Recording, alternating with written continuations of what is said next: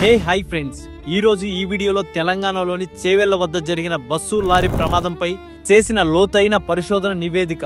అసలు ఈ ప్రమాదం జరగడానికి గల కారణాలేంటి, ఇందులో ప్రభుత్వం చేసిన తప్పులేంటి, ఇలాంటి మరెన్నో విషయాల గురించి ఈ వీడియోలో తెలుసుకుందాం. Let's start our today episode.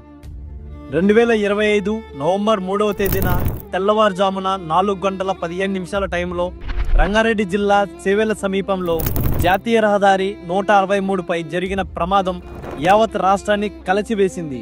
కంకర లోడుతో అతివేగంగా వస్తున్న టిప్పర్ లారీ ఎదురుగా వస్తున్న ఆర్టీసీ బస్సును ఢీకొట్టి దానిపై పడిపోయింది.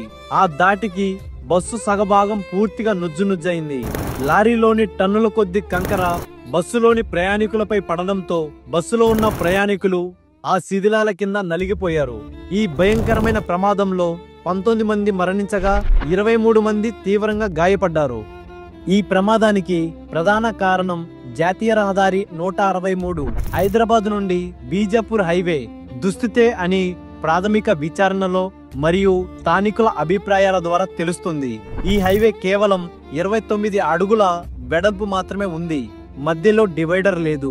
రోడ్డు చాలా కాలంగా మరమ్మతులకు నోచుకోక పెద్ద పెద్ద గుంతలు, రోడ్డు కుంగిపోవడం వంటి సమస్యలతో ఉంది. లారీ డ్రైవర్ ఆకాష్ కాంబ్లే తన వైపు ఉన్న రోడ్డులోని దాదాపు 4 అడుగుల వెడల్పు గుంతను తప్పించే ప్రయత్నంలో లారీని కుడివైపు తిప్పాడు. అదే సమయంలో ఎదురుగా వస్తున్న ఆర్టీసీ బస్సును ఢీకొట్టాడు. రహదారి దుస్థితి ఒక కారణమైతే లారీ డ్రైవర్ యజమాని నిర్లక్ష్యం మరొక ప్రధాన కారణంగా నిలిచింది.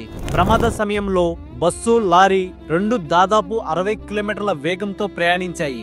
గుంతలు, మలుపులు ఉన్న రోడ్లపై ఆ వేగం చాలా ప్రమాదకరం. టిప్పర్ లారీలో సామర్థ్యానికి మించిన కంకరను లోడ్ చేశారు. బరువు ఎక్కువగా ఉండడం వలన అదుపు తప్పడం, బ్రేకింగ్ వ్యవస్థ సరిగ్గా పనిచేయకపోవడం వంటివి జరిగాయి. ప్రమాదానికి కారణమైన డ్రైవర్ ఆకాష్ కాంబ్లే అక్కడికక్కడే మృతి చెందాడు. లారీ ఓనర్ అయిన లచ్చిరావు కూడా ప్రమాద సమయంలో లారీలోనే ఉన్నాడు. ఈ ప్రమాదం ప్రభుత్వం యొక్క దశాబ్దాల నిర్లక్ష్యాన్ని ఎత్తి చూపింది. గత ప్రభుత్వాల హయాంలో మెదక్, సిద్దిపేట వంటి జిల్లాల వైపు రహదారుల అభివృద్ధి జరిగింది, కానీ వికారాబాద్ తాండూరు కారిడార్ ను పదే పదే విస్మరించారు. 2017లోనే ఈ రహదారిని 4 వరుసల రహదారిగా మార్చేందుకు 1000 కోట్ల రూపాయలు నేషనల్ హైవే ప్రణాళికలను సిద్ధం చేసింది.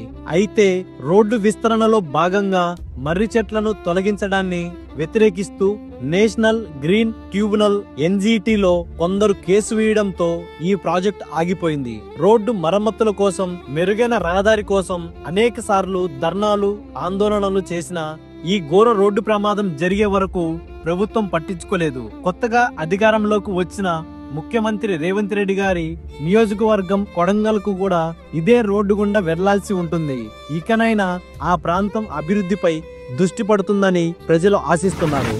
ప్రమాదం జరిగిన తరువాత సహాయక చర్యలు కూడా నిదానంగా జరిగాయి. మృతదేహాలను బయటకు తీయడానికి జేసీపీ అవసరమైంది. జేసీపీ వచ్చేసరికే 50 నిమిషాలు ఆలస్యమైంది.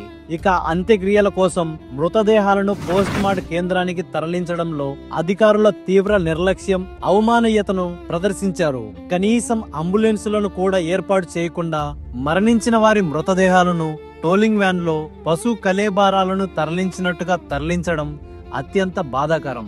వీరిలో ఎవరిది బాధ్యత?